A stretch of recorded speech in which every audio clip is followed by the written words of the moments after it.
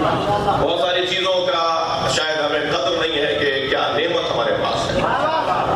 अली मौला को मानने वाले मजहब, मसलक, दीन, धर्म के मोहताज नहीं है। मौला अली का मानना फितरी मसला है।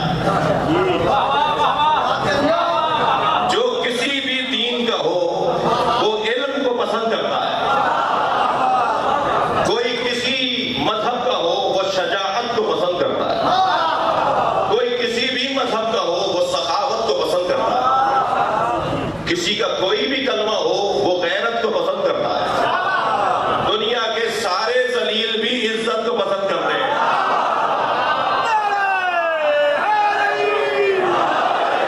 लिहाजा मौला का मानना मसला दीन और मजहब का नहीं है। ये हमारी किस्मत है कि हम जिसके दरवाजे पर बैठे उससे अच्छा दरवाजा